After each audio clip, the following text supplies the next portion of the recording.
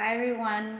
My name is Min Teo, and I'm speaking to you from London. I'm very sorry I can't be there in person, but today it's an absolute privilege to be speaking to Nicolas, one of the co-founders of SoRare, a beloved, former, current ConsenSys portfolio company where we've been super proud to be partnered with since 2019, and they've been working really hard to bring NFTs to football masses for the last 2 years, and really excited to hear more about the story along the way. Nicolas, over to you. Hi everyone, excited to be here virtually from Paris, and I'm the co-founder and CEO of SoRare. We started this journey almost 3 years ago, I'm excited to have this moment with you all. I'm here for to dive into any questions you may have. Wonderful. SoRare, I mean, what a crazy story over the last 2 years, right? Like, just to share a few stats, 25,000 wallet addresses, you have nearly 180 football clubs signed, you onboarded La Liga, which is amazing. And you're just getting started, that you have more than 3 billion football fans worldwide, about 16 or 1,700, football clubs that you could work with. NFTs are all the rage now, but you've been going for the last 2 years, really, quietly and steadily working hard with your users and football fans. Tell us about the origin story of SoRare. Like, what was the original inspiration, going after quite a antiquated and closed industry, and how has the team sort of pivoted to get to where you got to today? So the beginning of the story is when we discovered the NFT standard. So it was almost 3 years ago. Basically, we saw it with my co-founder Adrien, and we were like, okay, it's going to change the way we own stuff online. So this is going to be a big deal. And when we looked at all those amazing properties of NFTs, one of them is digital scarcity. And so we were like, okay, people have been collecting stuff in the physical world for centuries, and now we have a way to do it on the web. So we want to do something about it. We are two huge European football fans. So we were like, why not starting with it? That's the biggest sport in the world, billions of fans. So let's bring the IP, the image of football players on top of NFTs. And then we were like, okay, this is going to be huge, but we want something bigger than that. We want people and fans to be able to use the NFTs and to engage with it every day. And so that's where we bring the game design elements and the fact that you can use these NFTs to unlock cool experiences in the digital world. So playing our fantasy game, but also in the real world, because you own this NFT, you can access in-person experiences, meet the player, go to the stadium, this kind of stuff. So yeah, that's the origin story. Like we found the technology, and then we brought IP and usage value through game design. Amazing. Yeah, I think you're definitely one of the early pioneers of that. And what was it like selling to football clubs? In my prior life before ConsenSys, I had a career financing football clubs, and definitely working with them, can be a long process. Like, tell us about, maybe the first football club you signed. What was that process like? How do you actually explain this new technology to them? Yeah, so when we started, pitching the first football clubs, it was very early. So I think back in the days, one sport-related NFT project was MLB Crypto by the guys at Lucid Site. So it was the first iteration of a sport-related NFT project. So it was the only example, but it was very, very small and very, very early. So we had like really no stuff to show to the European football clubs about this opportunity. And of course, there was a lot of question about the technology and the usage and the market opportunity and so on. So yes, we started by finding a Tier 2 league, which is a Belgian league, and convinced them that, they should take this risk and that the opportunity was important because of new value stream first, Secondly, like exposing their brand to a big audience of crypto fans around the world, in Europe and Asia, and in the US, and offering a cool product to the fans. And so, yeah, they started believing in this vision. And then it was, I would say, then like every club and every league, it got easier and easier because of the ring effect of having the top guys jumping in. In the world of football, European football, the rights are very fragmented. Like you need to have literally dozens of agreements in place to have all the content you need, and so it's a very long effort to get there. So now with more than 180 clubs and all the top leagues jumping in, we made a good. We have a head start, I would say, at least. But yeah, it's only the beginning. Yeah, definitely. And I mean, even since early on, I think what's notable about the SoRare experience is your focus on the game element and also dedication to UX since day one. I have so many friends who use SoRare and they don't even, for the longest time, they didn't know anything about blockchain or nor did they really care. They just want to play fantasy football with their friends. But I know none of that really came easy. Could you talk through maybe some trade-offs with those decisions that you made? How did it contribute to the platform? Especially with you are right now on Ethereum. Will that, continue? What does that look like for the future? Yeah. No, it's a good question. I think one of the key UX decisions that we made on the first day was about gas fees, because we spent a lot of time on the Ethereum main chain, and we were like, okay, we don't want this friction to be supported by the users, so we're gonna pay everything. Like all the gas fees were supported by the company, and literally like during some months we paid millions of dollars in gas fees for the users. But we believe that was the right thing to do, to optimize for user acquisition and retention and so on. So I think that was one big stuff. The other one was to find the right partners to onboard people that don't own crypto, and so working with the likes of Stripe and so on to make sure that yes, with your credit card you can buy NFTs. And then maybe yes, you get to know like ETH, which is the in-game currency, and so on, and then you end up owning crypto and using it, but you don't need to set up a wallet and so on from the get-go. So I think there were like two very important decisions that we made earlier on, but maybe most importantly, I think that the philosophy is don't explain what NFTs are. Let the users and the community feel the power of them, the power of owning your game, the power of owning your asset. And to do that, you need to create stories. You need to be good at design. You need to be good at copyright, because all these properties like digital scarcity, portability, true ownership, like if you explain it to people, if you put them in a Q&A, like nobody cares. But if you give the possibility for the users to move them away, like feel the portability element, like break those barriers that you have today in the game industry. If the digital scarcity, you explain it with design and with stories, like that's where users feel the true power of NFT, and that's what we are trying to do. And again, like it's early, and we haven't cracked everything, but that's the philosophy that we have. Yeah, absolutely. And, speaking about explaining NFTs to people, some of your biggest fans are also some of the biggest football players in the world. Like, I definitely did a massive fist pump when I found out that Antoine Griezmann invested in your company, which is super cool.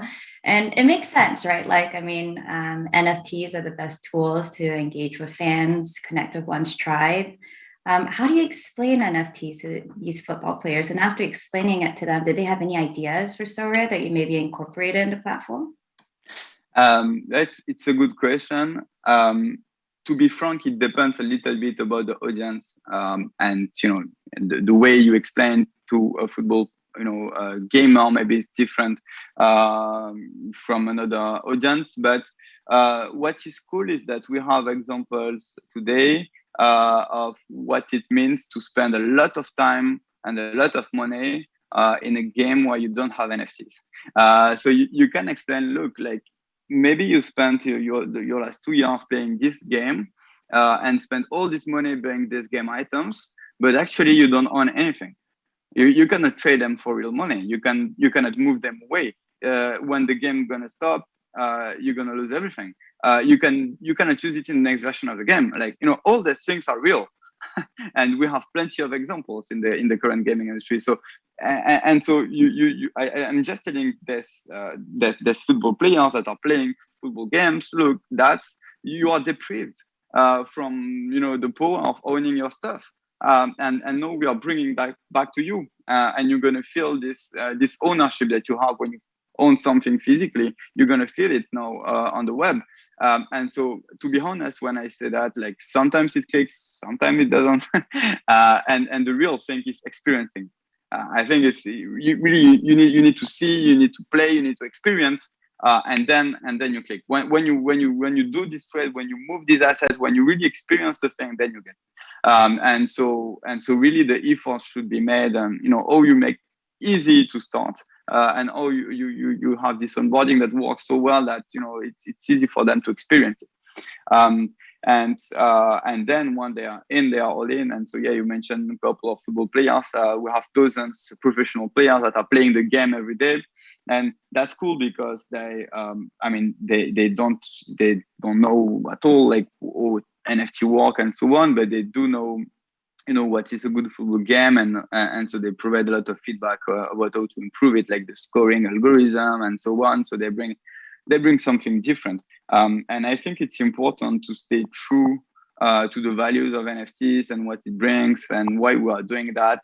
And at the same time to have like everyday football fan or football player, giving his feedback to, so that we can bring this to dozens of millions of fans.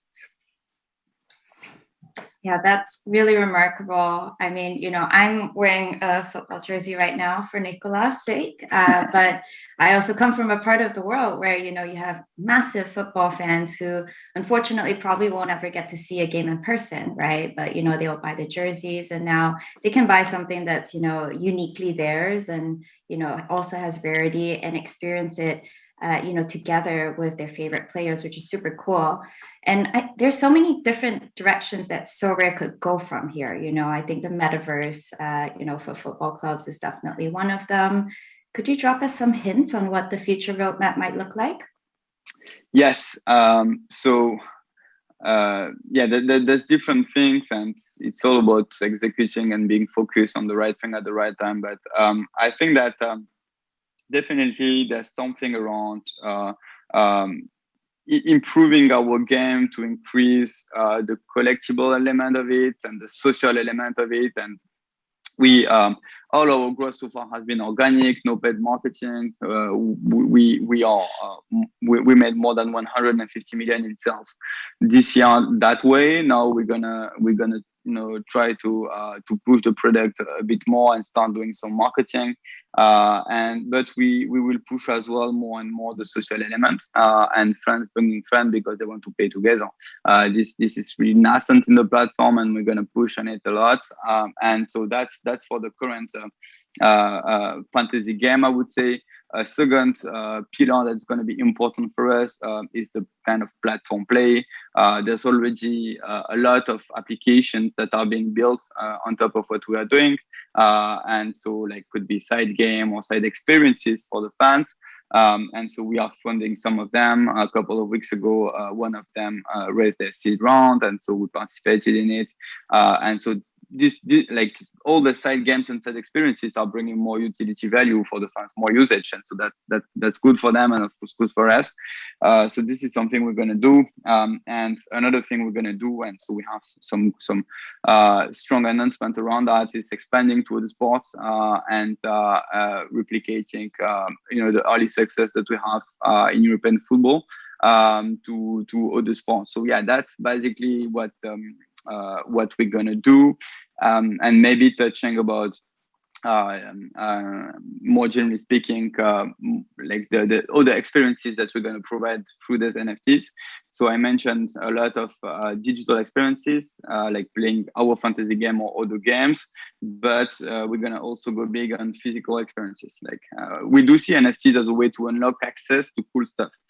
You have the collectible element, of course, but on top of that, you could unlock cool experiences in the sports world, and it's going to be like games, of course, but also meeting a player, going to a training ground, this kind of stuff that we have with our partners, and we have the possibility to do, and we're gonna offer this possibility to our community. Yeah, the very, very lucky fan who got the 2 El Clasico tickets a couple of weeks back, right? yeah, exactly. Cool. Yeah, no, that was an example. Yeah, and this is something we're gonna do more and more. Not selling those experiences, but because you do well in the game, then you are unlocking. So the example you mentioned is a great example. Like users won like NFTs that represent a player, but they were also a ticket. And so we fly them to this game, which is the biggest, so one of the biggest football game in the world. And with the NFT, they can access the game. So yeah, that's super cool. And yeah, they are like money can't buy experiences, as we call them. Yeah, it's very in line with the play to earn model for sure. Cool. And I mean, on that note, like, I think we're coming up on time, but I have to ask, because crypto has such a huge focus on, community funding, community ownership. What do you think about the future of, community-owned football clubs, stadiums, potentially like player rosters as well? Yep. So yeah, definitely there's it's fascinating like potential for us. And when I look at it, I see DAOs plus NFTs, and like most of the time when there's an accumulation of buzzwords, I tend to back off a little bit. But to be frank, it's fascinating, and I think that to be transparent short term, like a couple of months from here, we're gonna keep on improving the onboarding and the game to make it appealing to a broader audience. But we do all, and I know that some teams are building stuff as well to make it real. So this is something that will come to us. Probably from a community-led project, and of course we will be supporting and helping this team and these people like bringing to life. Wonderful. We look forward to that eventual reality. Okay, and final question. Tell us about your current player squad. Who do you have your eye on? What should we be buying? Your squad. Oh, my squad. So I'm a Marseille fan, so it's a club in the south of France. And as most of the French league is hard for us because of Paris Saint-Germain making our lives very hard with Lionel Messi arrival, and so on. So these are very tough days for me personally. But other than that, I like like the top clubs in Germany, like Bayern Munich, have some very strong French players that I like to follow, like Kingsley Coman and Benjamin Pavard, and same in Madrid in Spain with Karim Benzema and so on. So I tend to love French players that are playing in top clubs abroad, so yeah, that's for my squad actually. Well, that's incredible. I mean, I note that like the Mbappe card just sold for what, 117 ETH, Neymar 75 ETH. That's way below like some of the floors that we're seeing on other NFTs. So maybe like people should be spending a bit more time and paying more attention to player squads and SoRare. I think that's it for our time. So thank you so much, Nicolas. It's always a pleasure. And to everyone else, enjoy Mainnet. Have fun. Thank you so much, everyone. Just.